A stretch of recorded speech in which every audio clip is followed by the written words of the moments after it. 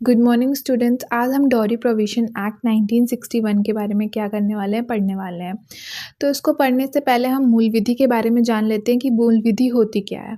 तो मूल विधि जो है वो लॉ होता है जो कि क्या करता है, प्रोटेक्ट करता है हमारे राइट्स को और हमें एक बेटर सोसाइटी बनाता है, हमारे लिए एक बेटर सोसाइटी जो है वो क्रिएट करता है।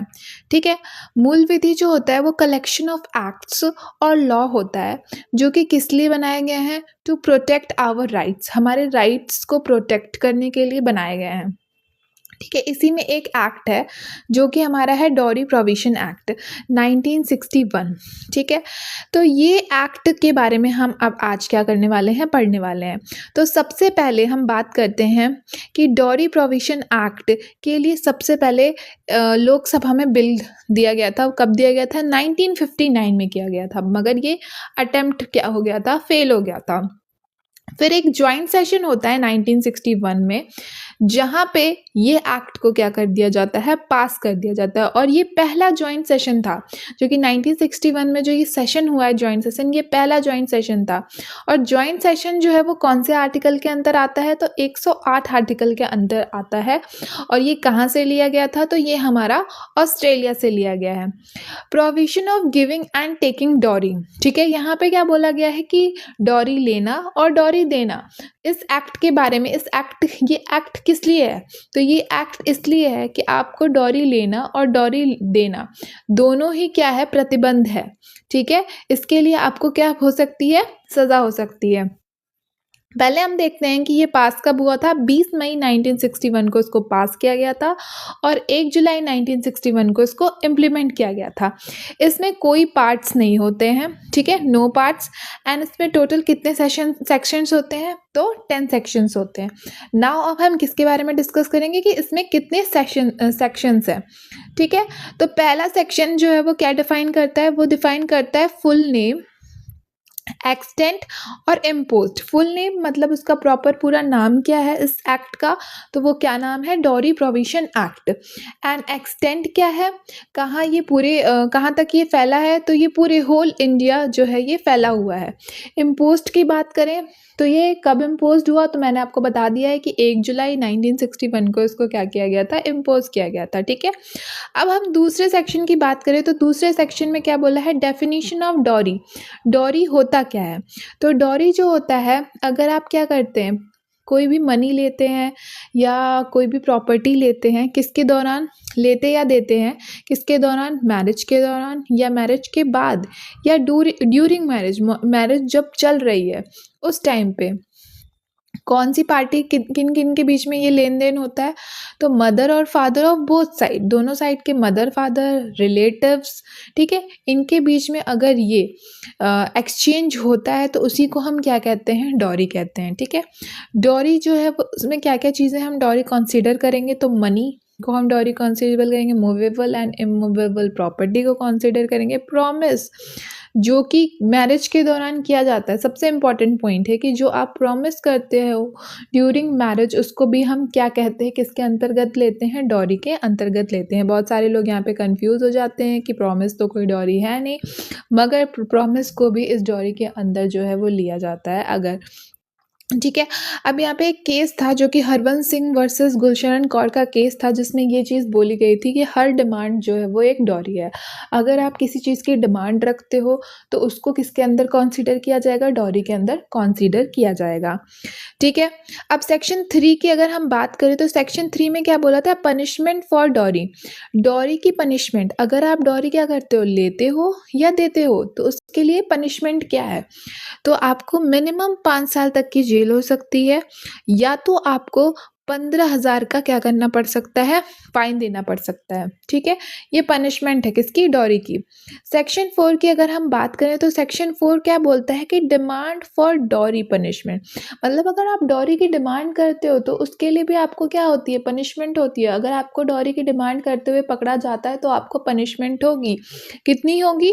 जेल होगी। आपको 6 महीने से लेके 2 साल तक की आपको जेल होगी और आपको 10,000 तक का क्या करना पड़ सकता है? जुर्माना जुर्माना देना होता है। ठीक है, सेक्शन 3 में किसके लिए बोला है, अगर आप डॉरी लेते हो या देते हो, आपको लेते या देते वक्त पकड़ा जाएगा तो आपको क्या पनिशमेंट मिलेगी, आपको मिनिमम 5 साल तक की पनिशमेंट और 15,000 तक का जुर्माना देना पड़ सकता है। मगर सेक्शन 4 के अंदर क्या क्या बोला गया है, सेक्शन 4 के अंदर बोला गया है कि अगर आपको डॉरी की डिमांड करते हुए पाया गया तो भी आपको क्या होगी, पनिशमेंट होगी। और क्या पनिशमेंट होगी, आपको जेल हो सकती है 6 महीने से लेके 2 साल तक की, या तो आपको 10,000 तक का जुर्माना देना होता है। ठीक है, अब हम सेक्शन 4A की बात करते हैं। तो सेक्शन 4A में बोला गया है कि prohibition on on advertisement of dowry, मतलब आप अगर डॉरी का एडवर्टाइजमेंट करते हो तो भी आपको क्या करना पड़ता है, पनिशमेंट मिलती है। डॉरी का एडवर्टाइजमेंट भी क्या है, बैन है, उसको आपको नहीं करना है। अगर आप वो करते हुए पाए गए तो आपको जेल हो सकती है 6 महीने से लेकर 5 साल तक की, और 15,000 तक का जुर्माना देना पड़ सकता है। सेक्शन 5 की अगर हम बात करें तो सेक्शन 5 में बोला गया है कि जितने भी आप वादे करते हैं, प्रोमिसेस करते हैं डॉरी के दौरान, वो सारे क्या हो जाते हैं, नल हो जाते हैं एंड वॉइड हो जाते हैं। किस सेक्शन के दौरान, सेक्शन 5 के दौरान। अगर हम सेक्शन 6 की बात करें तो सेक्शन 6 में बोला गया कि dowry for women and his successor, जो भी डॉरी मिल रही है वो किसके लिए है, या तो उस वुमेन के लिए या तो उसके बच्चों के लिए। और इसमें एक और पॉइंट है कि अगर from the date of marriage dowry will be transferred within 3 month, जिस दिन शादी की डेट होती है उस दिन से 3 महीने के अंदर वो डॉरी किसको ट्रांसफ़र हो जानी चाहिए, या तो वुमेन को या तो उसके सक्सेसर्स को। ठीक है, इस पे किसका हक होता है, वुमेन और उसके बच्चों का हक होता है। ठीक है, अगर ऐसा नहीं किया जाता है तो आपको क्या मिलती है, पनिशमेंट मिलती है। पनिशमेंट में क्या मिलता है, जेल 6 महीने से लेकर 2 साल तक की आपको जेल होती है, और आपको 5 से 10,000 तक का जुर्माना देना पड़ता है। अगर हम सेक्शन 7 की बात करें, who will handle the case, case को कौन हैंडल कर रहा है, तो अब इस केस को कौन हैंडल करेगा, अगर ये सिटी के अंदर आता है तो मेट्रोपॉलिटन रजिस्ट्रेट करके होते हैं, वो इस केस को क्या करते हैं, देखते हैं। मगर अगर विलेज के अंदर आता है तो JMFC judicial magistrate first class जो है वो इसको देखते हैं। और ये क्यों, कब देखते हैं, जब पुलिस क्या करती है, इसका रिपोर्ट करती है, तब जाकर ये केसेस इन लोगों के अंदर आता है और वो उसको देखते हैं। इसके लिए अपील कौन करता है, तो वुमेन करती है, उसके पेरेंट्स करते हैं, रिलेटिव या कोई NGO द्वारा किया जाता है।